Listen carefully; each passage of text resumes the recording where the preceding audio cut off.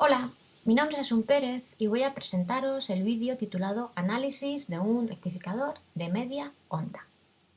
Este vídeo lo he realizado en colaboración con mi compañera María José Canet Subiela.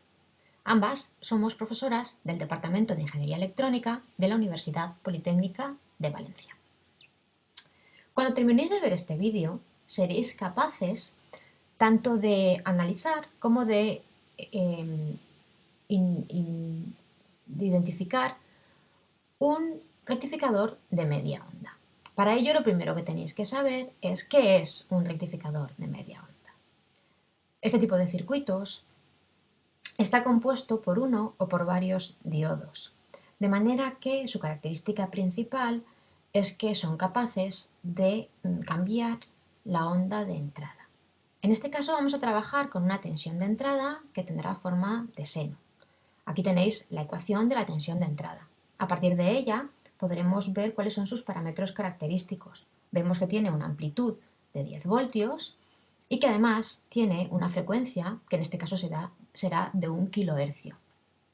A partir de este valor de frecuencia podéis hallar el periodo de esa señal. Recordar que el periodo es la inversa de la frecuencia y por lo tanto tendremos un periodo de 1 milisegundo.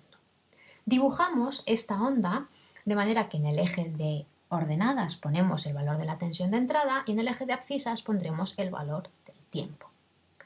El circuito rectificador es el que os muestro en esta figura. Fijaros bien, tenemos un diodo. En este ejemplo vamos a trabajar con un diodo de silicio. El diodo de silicio tiene una tensión umbral que será igual a unos 0,7 voltios.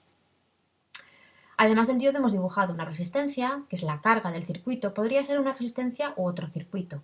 Y también hemos dibujado la tensión de entrada, que es la sinusoide que he presentado antes. La tensión de salida será la que tengamos en bornes de la resistencia de carga. Para hallar esa tensión, lo primero que haremos será ver cómo está polarizado el diodo. Y para ello sustituimos el diodo por un voltímetro, de manera que conectamos el borno positivo donde teníamos el ánodo del diodo. Fijaros que la tensión que mide ese voltímetro será la tensión en la pata más, que será VI, menos la tensión en la pata menos, que serán 0 voltios. En este caso vemos que el diodo lo tenemos con una tensión igual a VI. Si esa tensión de entrada es superior a la tensión umbral, entonces estaremos polarizando el diodo en directa y por lo tanto el diodo será capaz de dejar pasar la corriente a través de él. Conducirá, estará en conducción, el diodo en on. Si por el contrario la tensión de entrada es inferior a la tensión umbral, el diodo estará en corte, no conducirá. Diremos que el diodo está en corte o bien diodo en off. Lo que voy a hacer ahora es representar sobre la gráfica anterior la línea de 0,7 voltios, esa tensión umbral. ¿Por qué? Pues porque todos los valores situados por encima, todos los valores de tensión de entrada por encima de esa línea serán aquellos que me dejan conducir el diodo. A toda esa zona la llamaremos zona A o zona de conducción. Por el contrario, todos los valores situados por debajo de esa línea serán en los que el diodo lo tendremos en corte, zona B. Vale, pues podemos representar ambas zonas en esta gráfica de aquí, donde tenemos la línea de VI, a partir de 0,7 voltios tenemos la zona A y por debajo tenemos la zona B.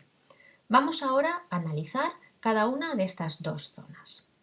En principio, la zona A habíamos dicho que era aquella para la cual la tensión de entrada era superior a los 0,7 voltios y que el diodo estaba en conducción. Por lo tanto, sustituyo el diodo por su modelo equivalente en conducción, que es una fuente de tensión, de valor pues VTH.